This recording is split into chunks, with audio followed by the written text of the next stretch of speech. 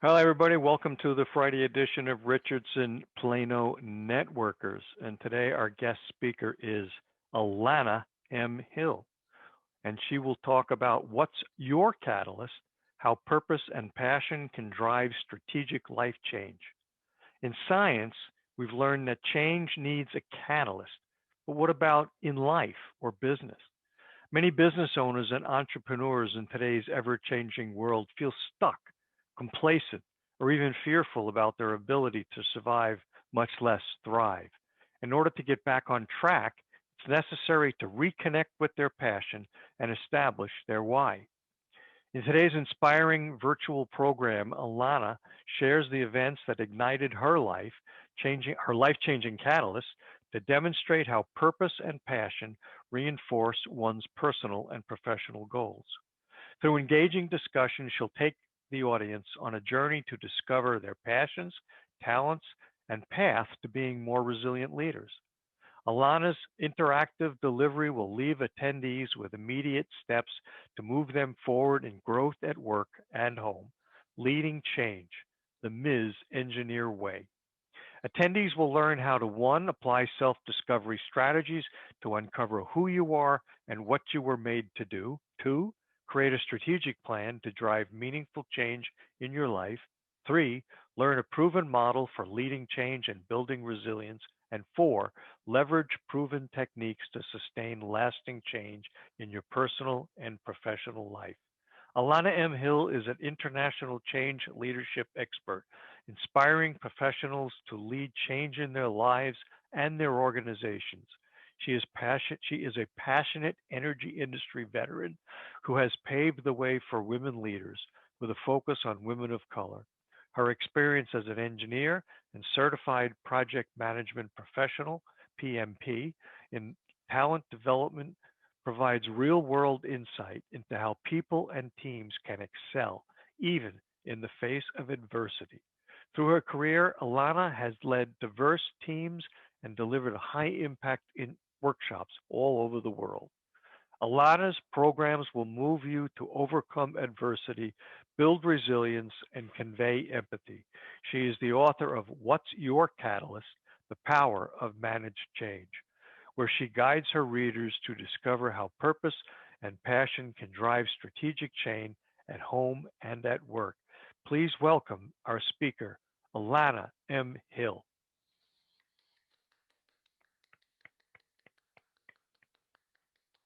There's just something about hearing applause, even in the virtual world. So I wanted to applaud myself and applaud you guys for showing up. Here we are in our networking time. We were talking about our snowmageddon and just all the things that happen in our world and in our lives. And some days showing up is our incredible accomplishment. But we know that we can't just show up. We have to show up and keep moving forward and pressing forward. And change is happening all around us. Change is happening whether we want it to or not. Change is happening to us. Change is happening because of us. So, what I want to talk to you about is that change that can happen both to you and because of you. So, I want to talk to you about how you manage change because change can just completely get out of control and get out of your hands. And we want to harness the power of managed change. And to harness that, we have to know our catalyst. And knowing our catalyst is a process, is a journey of defining and discovering what really drives us. And what really drives us, this is a spoiler alert, it's your purpose, it's your passion, and it's knowing your priorities. So, ladies and gentlemen, I'm here today to share with you a life's work, if you will, of understanding how these things work together.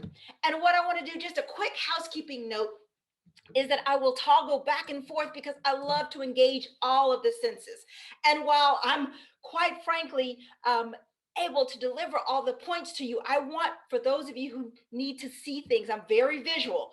I want you to be able to see the visuals, but then I'll also transfer over. So what I want to do is I want us to take a trip with me And as you take this trip with me, I want you to think about an incredible place that you want to go when the pandemic is over. Think about a place, and then I want you to put a pin in it just really quick, but I want to give you a second. Think about a place that matters to you. Well, for me, I had an opportunity to take the trip of a lifetime. And this trip of a lifetime was a trip to the motherland. I had the privilege of traveling to Western and Southern Africa. Now, you say, well, why is this a trip of a lifetime? Guys, it's not lost on you that I'm an African American woman. I'm an engineer and I'm a Texan. And in some spaces, I'm the only one. So in college in particular, I'd been on this journey. That's what college is all about. That's why it's so important that we said that we launch those kids and they find themselves. And as I began to find myself and began to connect with my own identity and connect with my purpose, I found myself constantly drawn to this wonderful, beautiful continent and its people and my ancestors. So I had an opportunity to take a trip to actually put my toes in that sand, to see it, to experience it, and to just to uncover more about it. But here's the kicker: I didn't like call American Express Travel and say, "Hey, I want to go on vacation." No, no, that's not how this trip happened. Now, you see, I was working for an oil field services company, and I had elevated myself in my career because of my astute ability to solve problems, because of my willingness to challenge the status quo and to be a change agent in a variety of areas. So, by this point, I had established a reputation as a problem solver, as a people person, as a go getter. So, the company asked me to conduct an audit. Now, I'd conducted many audits before, but as anyone that's audited, you know that you walk into an audit with a critical eye. Your goal on an audit is to find things that are deficits, right? You're there to find out what's wrong. And yes, you can give an attaboy for something that's right. But your goal is to find what's wrong and come up with a remedial plan to fix it. I'm an engineer, guys. I was pretty good at that. And I'm a wife, and my husband will tell you I'm pretty good at that. Thank you for deliverance, right? But so I knew how to identify problems. I knew the benefit of seeing them. But here's the thing. At this point in my career, having thankfully traveled all over the world, and I don't say that to brag, although I think it's pretty cool because you got to understand this is a girl from Greens Point, Houston. My first, second, third, and fourth job was in that mall. And the area that I worked around, my friends' parents weren't engineers. I didn't grow up in that environment. So here I was against all odds, traveling the world, and now to the epitome of locations, being able to connect with a people and connect with a land that had called for me for so many years. And I was there because my business sent me. They sent me there for a business reason. But it didn't take long for me to realize that I was sent for a greater purpose. While my company paid for my airfare, they paid for my meals, I knew that I was being provided for in another way and that what I was supposed to see was something greater. So I landed and I arrived in Malabo, Equatorial Guinea. And when I arrived, my host picked me up. Now, see, because here's the thing, there's no hotels where I'm going. I had to stay in staff housing. So as I planned to connect with my host to go to staff housing, they gave me a tour around the city. I use the term city quite loosely. It was a little industrialized. I mean, it's an oil rich nation, one of the richest oil rich nations on the continent of Africa. But unfortunately, the disparity in wealth was blaring. As a matter of fact, we were pulled over by a presidential motorcade, and we had to get out of our cars because the tyranny that was happening in that country was such that you had to actually get out of your car and stand against your car with your legs spread and your arms on the car so that you would not assassinate this president. There had been many attempts on his life, and because of the conditions and because of the abject poverty that people were forced to live in. But I had a chance to see this face to face while I was preparing to audit and tell people what they should and what they should not do. And as I was on this trip, this tour around the day before my audit, I had the opportunity to see these conditions. And had I not seen those conditions, that audit would have gone very differently. Well, what I had a chance to see were children outside, and they were outside playing. And as they were outside playing, I could see that they were capturing water. Now, I mentioned this was an industrialized area, fine, a developing country nonetheless, but there was electricity. I mean, there was internet. We were able to frack wells, guys. So, why were children getting water in buckets and drinking dirty water? As we were taking this tour around the city, around the town, we encountered this group of children that were collecting water, and this one little boy in particular, our eyes locked as we were turning the corner. And as our eyes locked, all I could see was this red bucket that he was holding.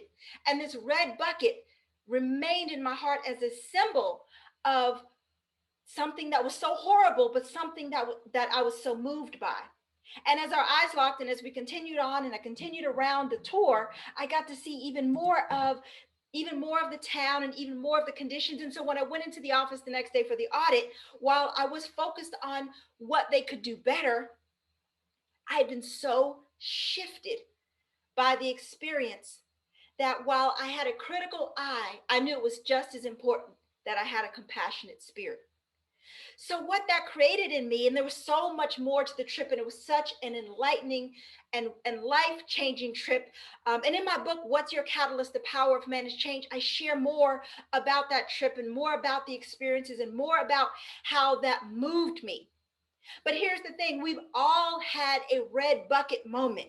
We've all had a situation where we looked at something and we felt powerless. But then we thought, is there more that I can do? And when we ask ourselves that question, and when we challenge ourselves to do more, not only do we ourselves become greater impactors of the world, but every time we ask ourselves and we say it out loud, we ask that of others. And so we collectively rise each other up and we understand our collective purpose. But one of the most important things that came of that trip for me was that as a professional, I traveled, as I mentioned, I traveled the world. Thankfully, I didn't travel like every week or anything like that, but I traveled enough. And I knew that I'd spent time away from my family to do so. Well, as the mom of four boys, these beautiful faces on this picture that I always show just because I'm so incredibly proud of my sons. But I knew that while I was on that trip, I was so moved by what mattered most. And between the red bucket and between the other events of the trip and between the time that I spent in my hotel room journaling and reflecting and thinking not only about my career, but what I wanted to do next. 11 years into my career, what did I want to do next? What kind of impact did I want to make? I knew that I wanted to focus on what mattered most. So for me, that meant that I wanted to focus primarily on my family, but I wanted to start my own business. I wanted to start a consulting business so that I could have the autonomy over my schedule, over the projects that I led, over the decisions that were made for my company, for my organization, so I could serve my clients with excellence while kissing kids goodbye in the morning. You see, folks, I wanted to have it all, and I knew that I was engineered for that. I knew that I was designed for a greater purpose. And so, like I said, we've all had these red bucket moments. We've all had these things that moved us. And sometimes it's a person that we can remember very specifically. Sometimes it's a song that the lyrics really resonate with us. But I like to pick on the place. And in this pandemic, it becomes especially important because resilience is rooted in optimism, and we should all be so optimistic and hopeful that we will be able to get back out there. So what I want you to do, and I hope you've got paper in front of you. I should have warned you early on. You guys are going to be writing.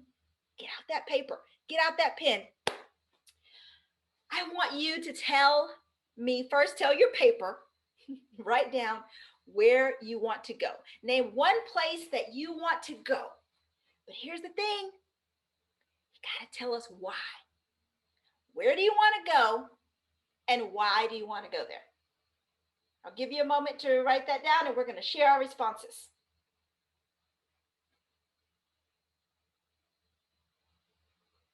Give me a thumbs up Zoom reaction when you have yours, or thank you very much, Michael. You could do it that way as well.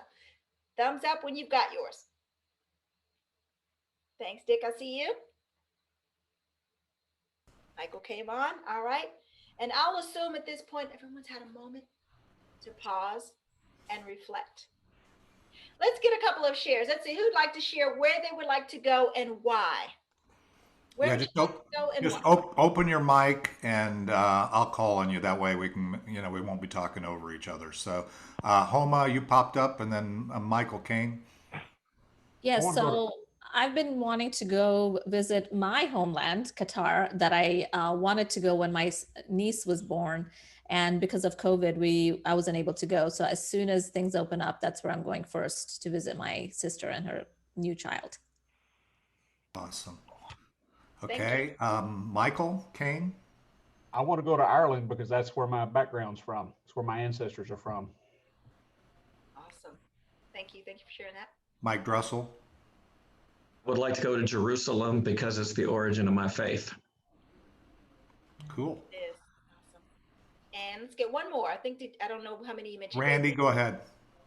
I want to get back to Massachusetts to see my two youngest children and our only two grandchildren who we haven't seen now in over a year. Awesome. All amazing shares, amazing destinations. Qatar I haven't made it to, but I absolutely love the Middle East. I've had some great experiences in Dubai, and I love these geographical connections. I consider myself a bit of a geography nerd. I'm very, very fascinated with world cultures and geographies and just all of the great things that our world entails. Our Creator was so entertaining in how He created the world and its people. Some great reasons that I heard in here. And here's the thing. And so first of all, let me be clear. It's not for me to tell you that your reason is a good reason, right? It's your reason. But here's the neat thing about it. You have a reason, right? And whenever we realize that there's something that we're interested in, that we're passionate about, there's a reason behind that passion. Wanting to go back to Massachusetts to see your family, wanting to reconnect with your heritage, wanting to see even a beautiful place because seeing beauty moves us. We always have these underlying reasons. And the problem, the reason why so many people's goals don't succeed long term is because they have not tied them to a really clear reason. They've not identified the catalyst for that. Change needs a catalyst. And when we know what that catalyst is, like Homa, you are getting to Qatar. And we know she's getting to Qatar because even the way she expressed it, you can tell. And when I do this in a workshop, I almost have to blow a whistle to get people to stop talking, because the other thing about it, and the reason I love this point, is because when we start talking about what we're passionate about, even the most quiet, shy people light up, they open up, and it's an easy share. Even people that don't like being on planes want to go see their grandchildren, right? So, and it becomes that first ability for us to relate to our passions and how they even drive us. Your passions will drive you to buy a plane ticket that you had to save up for. Am I lying? No, right? So that's what our passions tell us. Now, in all fairness, okay, I shared Africa as a place that I don't always wanted to go and always share for, but I actually had the opportunity to go there in 2000, the year my husband and I got married, and we went to Egypt, and we were so excited to be able to dip our toes in the sand of the continent, and it had just as much meaning as it did when I had a chance to go to sub-Saharan Africa. But the point that I'm making there is that whenever we're like entertaining for dinner, we have to be careful when the "where have you been" conversations come up, because we light up, especially when we talk about the why. Because as I said, our goals will fail if we haven't tied them to a clear why. So when we try to figure out what it is that we want to establish as a goal, we're still early enough in the year where oftentimes we're establishing our goals for the year. You're establishing your revenue goals, your client goals, your family goals. And these goals that are fortified by a strong why are the goals that succeed. And to do that, we have to ask ourselves why multiple times. I say, just sit around and go, why, and keep drilling down. And as was mentioned, my background is in project and change management, and I would never embark on a project that did not have a clearly defined business case, that didn't have a why, that didn't justify through its ROI, that wasn't going to benefit the organization. We want to be the drivers of beneficial change in our lives, with our clients, and in our community. And we do that by first understanding our why. So understanding our catalyst. And to understand our catalyst, we have to first know ourselves. It becomes so important to be able to hold up a mirror and have that man in the mirror moment where we ask ourselves, okay, what is it that I'm good at? What are my strengths? What are my natural strengths? And what are the areas that I can improve? Where do I excel naturally, and where do I not excel naturally? That's the way I like to put it, because here's the thing. Those areas that we could call weaknesses, we could call deficits, they're often either where you need to augment on your team. I'm not the most detail-oriented person, and you're laughing because you're going, she's an engineer. Yeah, but have you heard me talk? This is what I'm born to do. This is what I love to do. And I know how to lead technical people very effectively. And so it's figuring out what we need to augment on our team, whether as business owners, if that's where we need to hire somebody. My VA is very detail oriented. She catches the things that I'm just not going to catch, right? And so the whole point there is, even as we evaluate our strengths and evaluate our weaknesses or our challenging areas, it's not always so that we can create a personal improvement plan on those weaknesses. It's so that we can fortify ourselves and set ourselves up for success, even with those challenges. Leverage our strengths and work on those weaknesses. And it's really important that we have that balanced perspective, because the alternative, training years ago, because again, project management, change management, but in talent development. My passion is for helping professionals grow, for helping them recognize who they are now, evaluating their strengths, but then looking for their vision and looking at how they can be who they say they're going to be, how they can operate integrity, how they can grow, how they can build their professionalism, how they can elevate their position. Because our purpose and our position go hand in hand. And so as we elevate in our position, as you gain more clients in your area, as you impact more businesses, what comes along with that is a purpose that allows you to have a greater impact with other people, because you've just elevated yourself through your business excellence and through your personal integrity. So that knowing ourselves goes from our strengths, right? So some of that is our interpersonal strengths, and these are skills that we have acquired, but it also goes to what our capabilities are, that we can continue to develop. So knowing ourselves is knowing those skills, but then knowing our heart. So we take that mirror that we hold up and look at our skills, and we hold it over our heart. And when we hold that mirror over our heart, that's when we realize what we're made of and who we are. But I want to pause there for a moment, because I want you to get that pen out and that paper out again, because the exercise that you're going to do is you are going, nope, hold on, hold that pen. I got a little bit ahead of myself, because here's why. Because and I like to just pop up the visual aids every now and then. But part of knowing yourself, so you need to know your strengths, you need to know your weaknesses, but you need to know your life lessons. And this becomes really important. One of the most important tools at a project manager's disposal is what's called a lessons learned register. And we capture all of the lessons learned along our projects. And you likely do this in your business as well. If you've just wrapped up with a client and I've got some learning lessons, you want to capture those. As you go, capture those. We should constantly be reflective of those areas where where we're learning. And the more we're reflective of that, the more we apply that. Remember, knowledge is not power. Applied knowledge, i.e. wisdom, that's power. So when we evaluate our life lessons, what has life taught us? In my case, life has taught me that, well, I can drive an 18-wheeler, but I don't really need to drive an 18-wheeler. That was one of the first skills that I had to acquire out of college. But what it taught me was the importance of understanding and gaining a perspective through a skill. I don't drive an 18-wheeler now, but you should hear me. I could talk it up with any 18-wheeler driver because I remember having to do DOT logs. I know what it means to air up your brakes before you take off. I know what it means to roll under a truck and change the oil. And I know what happens on a skid pan if you slam on your brakes. And this just came in very valuable last week, right? If you slam on the brakes, you're going to spin. So sometimes, whether we want it or not, life is giving us these lessons, and they may not feel relevant at the moment, but especially as business owners, they become relevant to our ability to relate to our clients, and we know how important that is. But one of the things that I encourage you to do, and this is what I do want you to write down, because you're going to write this down as an assignment. Your assignment is tonight, because I'll encourage you. They're like, I didn't show up for homework, David. You didn't tell me we were going to get homework. Yes, here you go. Quick homework. Tonight, I want you to write some highlights and some lowlights. Those high points, because here's the thing, your high points help reveal what you're passionate about. I was doing this.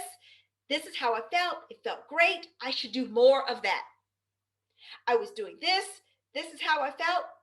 I should do less of that.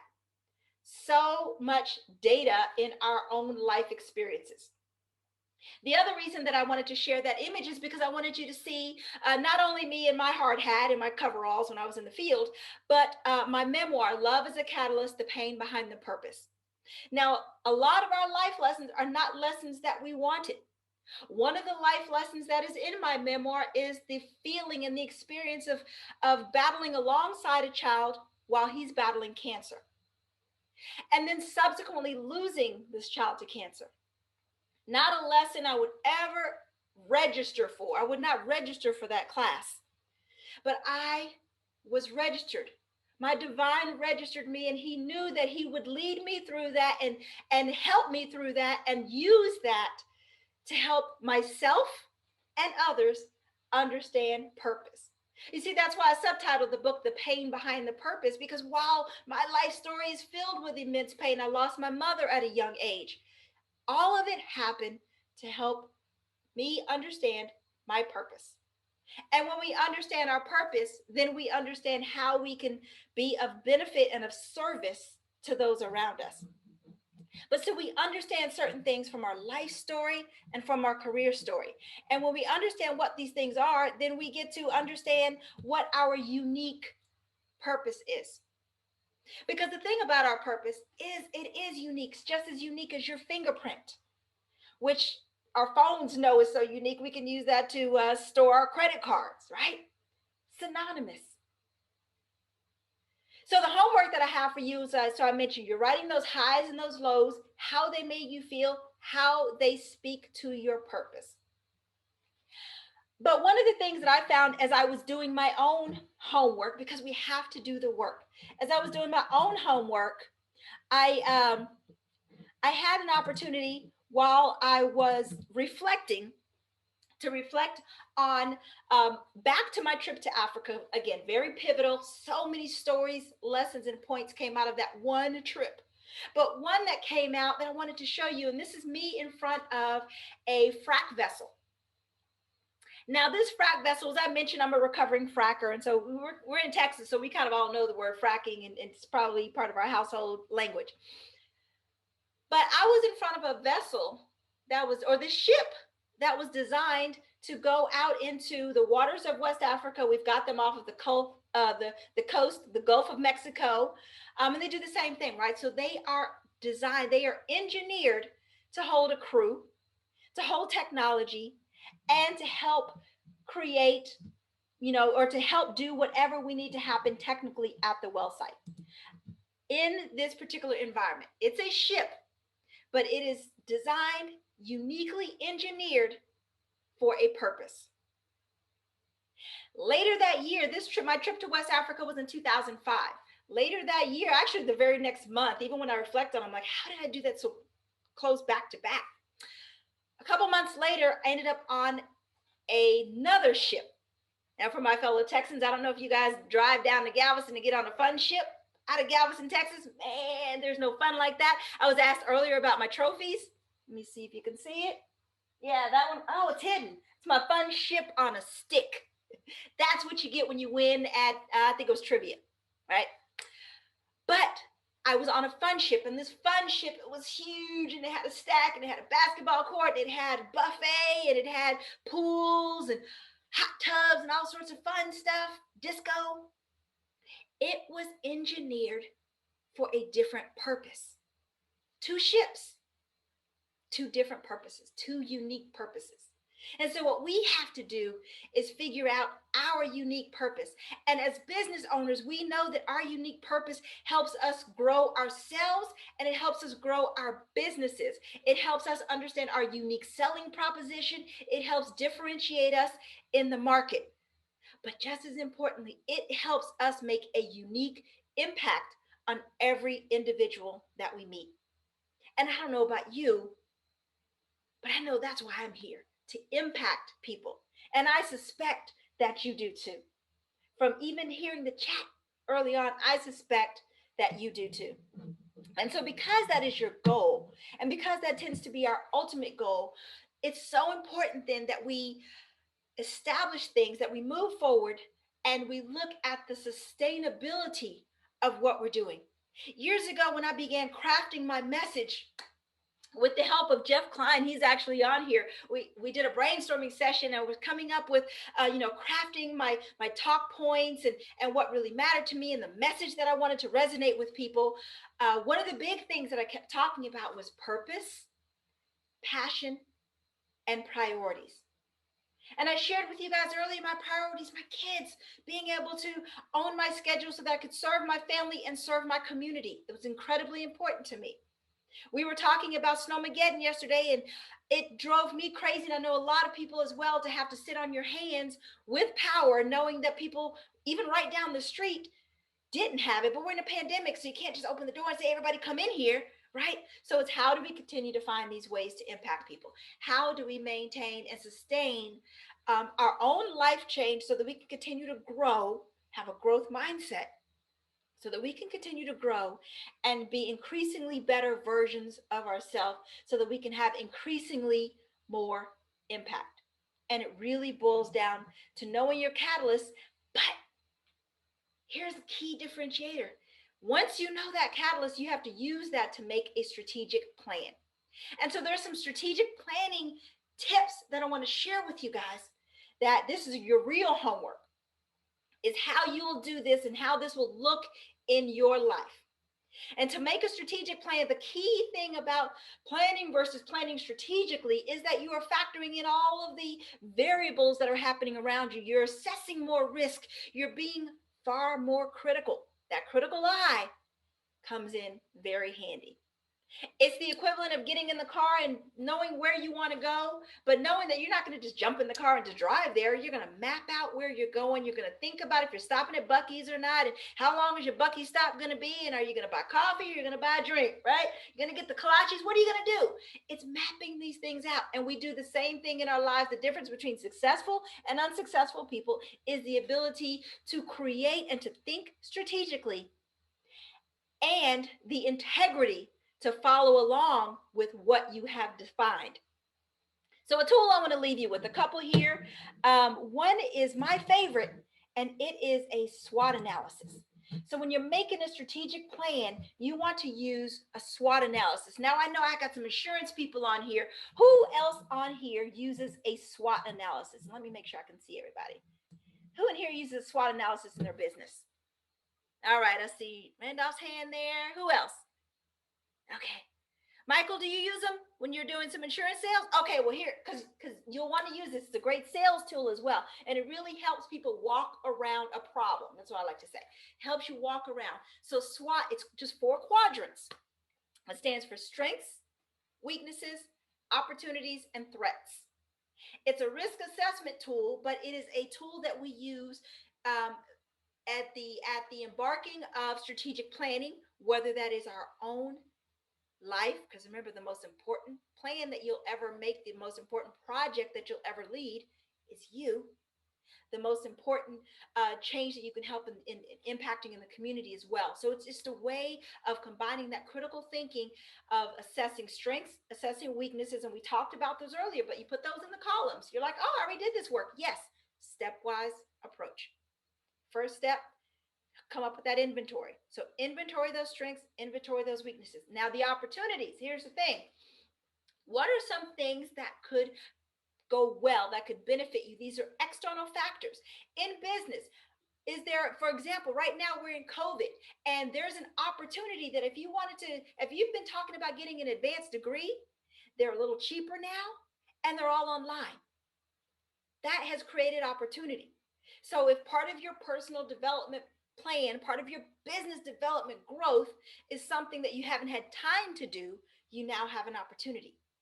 But then you look at your threats, and your threats are those negative risks, those things that could impact the goal that you set. Because we use SWOT as we're defining our goals. We use it to validate our goals. We use it to support the decisions that we make, and we use it to identify risk. And the reason this is important is because oftentimes our passions can talk us into stuff that we can't finish. So I like to ensure that we always think about our purpose, our passions, and our priorities together.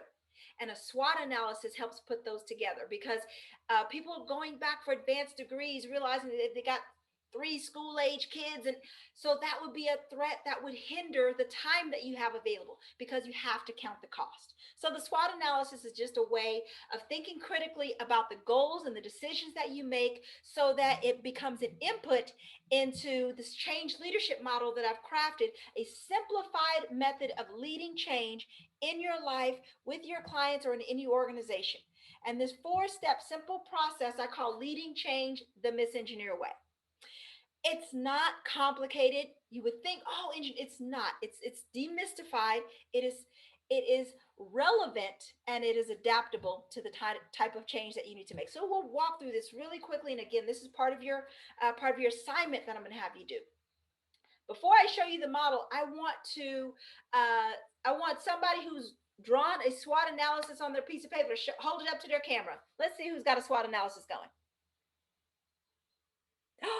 We don't have a SWOT going? No, somebody's got one. You drew it on a piece of paper, but you don't want to share it? Don't worry, we're not going to judge your art. Okay, fine. But I hope you have one. 2 lines, you got 4 quadrants: your strengths, your weaknesses, your opportunities, your threats. And so that's an input, because that really helps you with the first step, which is decide. So you have to look at the decisions that you're making. So decide, these are your long-term goals. How do you decide them? Then the next thing you do is that you devise a plan, thinking about the variables. Again, this is coming from your SWOT analysis. So you decide, you devise, then you do. So integrity is doing what you said you were going to do. If you make a commitment, it's honoring that commitment. And the commitments that we make to ourselves for our own growth, well, we're accountable to ourselves. It helps to find an accountability partner, have an accountability group, but we are ultimately accountable to ourselves. So we have decide, we have devise, we have do, and then you have review. Now, this review step is incredibly important. It's so important because we have to make sure that we're constantly reflecting. So let's walk through some details on each one. So decide, figuring out what's your catalyst. Some of that we walk through, figuring out those strengths, those weaknesses, our life lessons, our purpose. That collectively helps fortify why we want to do something, why it matters. If we don't know why something matters, we will start on something because we're passionate about it, we're excited about it, and in 2 months we're like, that wasn't a very good idea. Maybe I won't do that. But if you want to sustain the momentum and the change in your life, then you'll wrap it up in your catalyst. You'll know what that is. And that helps you identify your clear goals, your imperatives, your must-haves, your must-dos, what must I do to be me? What must I do to be the person that I want to be continuously? So that's decide. So we go through decide, and decide could be a bit arduous for some people, but don't overthink it. But give yourself enough opportunity to evaluate what decisions that you're making, and you're so much more likely to buy into them yourself. And here's the thing too that I want to tell you as we're stepping through this model. I use this with my clients, with both my coaching clients and my consulting clients, to help them as I co-create a plan with them. So if you're in a service-based business and you find yourself working and partnering alongside your clients, reflect on this simple 4-step model to help lead your clients through change strategically. And you become an invaluable expert to them in that conversation. Okay. So you want to devise a plan. And no, this isn't where you become this complicated project manager, but it means that you take a large goal and you break it down into manageable pieces, and you plan out those pieces, and you count the cost, and you think about the risk, and you evaluate how long it's going to take, and you allow that to make a firm commitment that you can stick to, a path that you will follow. And as you follow that path, that's when you get into do. And when you do, you follow the path that you've set out, you work the plan, right? You create the plan and then you work the plan. But here's what's really, really important is that as you work the plan, you have to monitor and you have to adapt. How many of you made adaptations last year that you never thought you'd be able to do? How many of you? Right? We have found through difficulty, through adversity, how capable we are of adjusting, how capable we are of making these changes. So we have to make sure that we're monitoring what's going around and we're adapting accordingly. And then finally, review. This is where, remember those life lessons that I talked about? Well, as we review through our own life change, we're constantly recording new lessons learned. Because, ladies and gentlemen, you don't stop learning till you're done, till you're gone. That's when we stop learning.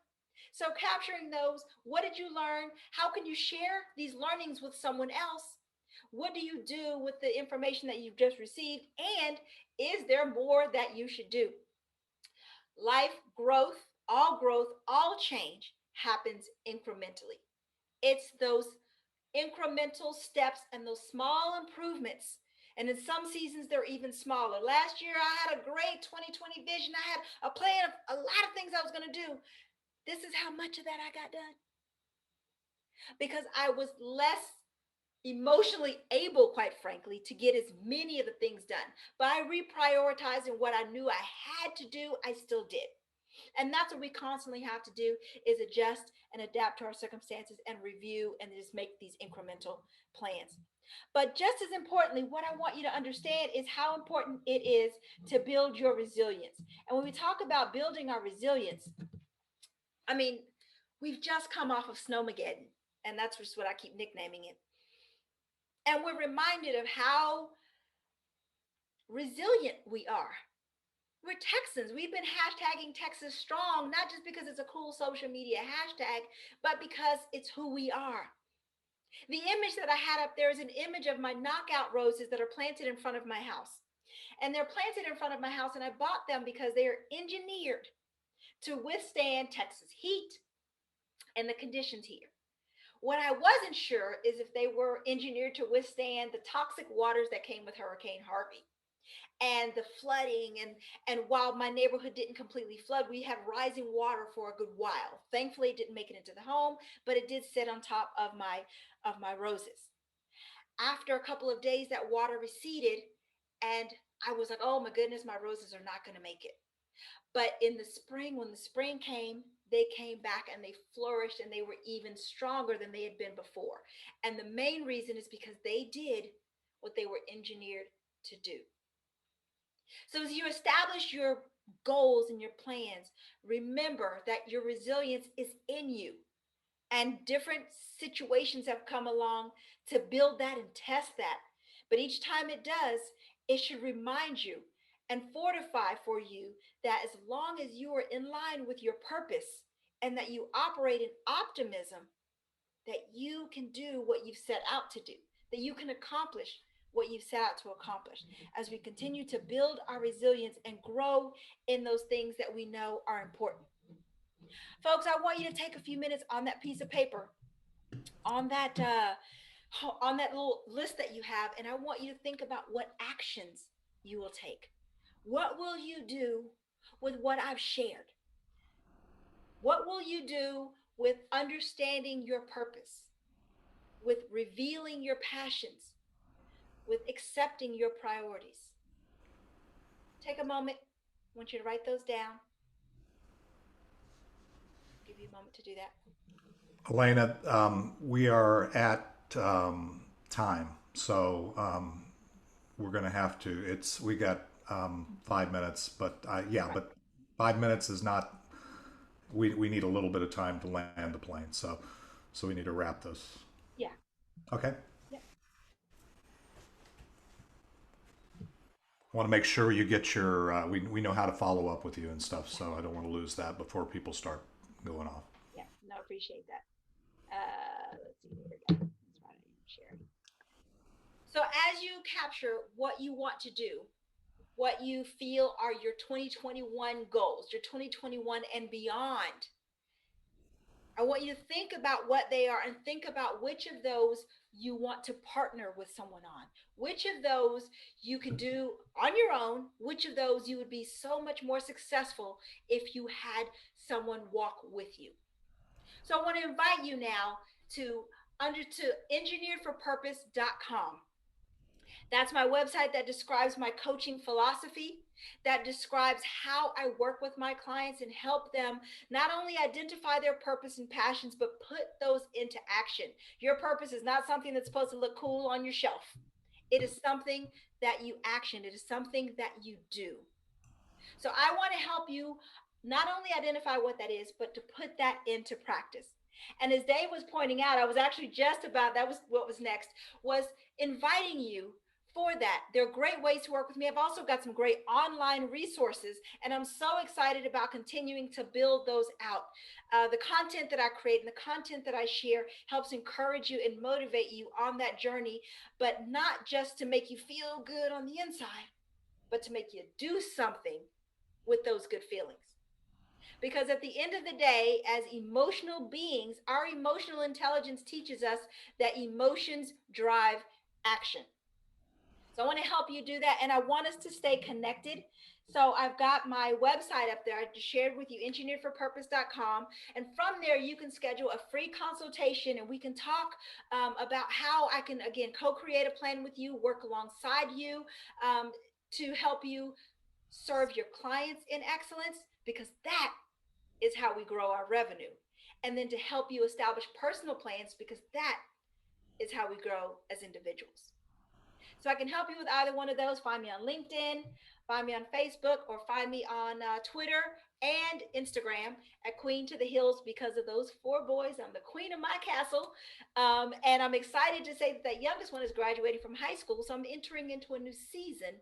And as we enter new seasons, that is when it is especially important that we pick up the phone or get online and call someone that can help us transition those seasons. So if any of you are going through a season transition, I would love to partner with you in that transition and helping prioritize things.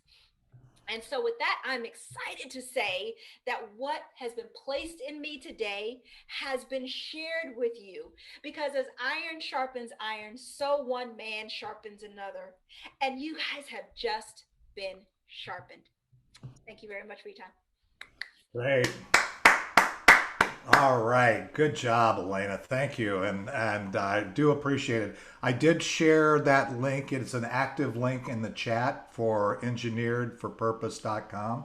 So for those of you who, one of the things kind of a tip is when you see those come up in the chat, if you're online and you see those blue, those are all clickable links. So while the chat is live, strongly encourage you to go ahead and click those. It'll bring up that link and open it up in your browser. And then when we're done with the thing, you don't have to go back and type that in and stuff. So it's a good tip. So when somebody posts a link like Elena's link there and so on, you can go in and do it. But Elena, awesome job. Thank you for sharing with us. And by the way, as I said before in the beginning, If Elena was gracious enough to come on early and got to know us before the meeting, and we will keep the meeting open so you can ask her questions, or if you have anything, other types of things you want to talk about after we adjourn here in 1 minute. But anyway, wanted to encourage everybody to be here. For those that are financial planners or want to understand money, next Friday we're going to be talking about money and how money works, and talking about some of the simple concepts. Guys like Alan, I want all of the people here that are that tell us that they're in the financial services space in one form or another. I strongly encourage you to be on that training, because if there are questions that come up or follow-up that comes up, it's going to be an opportunity for you. Plus, you can hear how somebody tries to dumb down the financial conversation so that somebody like me can understand it. So I would strongly encourage you to be there. There is an opportunity there. Our speaker is coming to us from Victoria, British Columbia. So he's not going to be here locally to meet with one-to-one with your client, with you. If there are follow-ons there, I encourage you to do that. So if you see that's financial and you say, oh, I already know all that stuff, encourage you not to do that. I encourage you to do that. Please, also, I'm asking if you would just RSVP as early as possible for any of the upcoming meetings. I think everybody knows we're going to be here unless we're providentially hindered because of something like the weather or a virus. We only actually shut down 1 week last year to deal with pivoting from the room to the Zoom, and we were back up as a group. So we're going to continue to do that. Anyway, tonight we have Ricky Jean Wright, I know, has got a house concert. You can run him down if you want to do that. And then Mondays we have our weekly social gathering. We call it Cheers to Ported Aroma. And if you want to hear about that, I'm going to open the mics. It's 1:01, and you're welcome to hang around and chat. Thank you again, Alana. I appreciate you sharing with us. And I got it right, Randy. I just had to correct myself. I didn't even get it out of my mouth. So it's an inside joke if you weren't here earlier. But anyway, we got it down. And by the way, Homa, I'm really disappointed because you said Qatar and not Qatar. So, because you told me if you're from Qatar, you pronounce it Qatar. So. I keep trying to unmute, but I hit my video button. Yeah, it's Qatar, but I was just using the vernacular that people use here. Yeah, most people say. I only know that because that's where my son-in-law is headed, and I keep telling him, you have to say it like a native, You Yeah, can't. Qatar. Good job, Alana. Thank you. Very, very good. It was very good. Yeah, I took so many notes. That was awesome.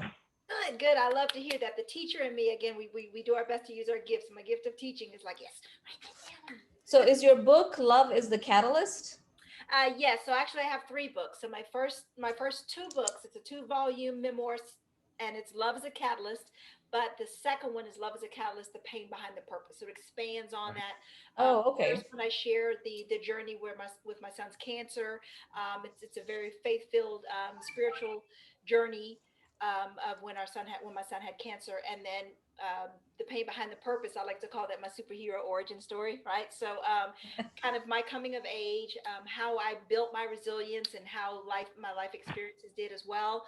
I began to dive into my corporate experience and conversations there, which leads into a lot of the work that I do in the corporate space, where I do a lot of DEI consulting and leadership development. Really impassioned by helping people never have a boss like I had. I mean, when we talk about our catalyst, we talk about our why. There were some people that, I want people to feel empowered at work. And then my third book, What's Your Catalyst, which is what this is based off of. And there's more detail in the book than, of course, in the keynote. Okay. And Love is a Catalyst is available in paperback on Amazon, because I already looked. Yes, it is. Thank you very much for that. Yes. as they all three are, both on Amazon. No, I didn't see the third yet. Okay, yeah, and you can get them from my website as well, and you would get Oh, a cool. autographed copy from my if you order from my website. I've been featured in a few other books. There's another book that's on the website that, in honor of Black History Month, I've actually been promoting more. It's a collective breath, and several African American professionals and I created a collaboration where we share our experiences as African Americans in corporate America. Some of my clients, from a business development standpoint, call me in to help them have conversations, inclusive conversations with their diverse client base. So that is also something else I'm incredibly passionate about in my coaching. Yeah. So cool. So I really enjoyed your talk.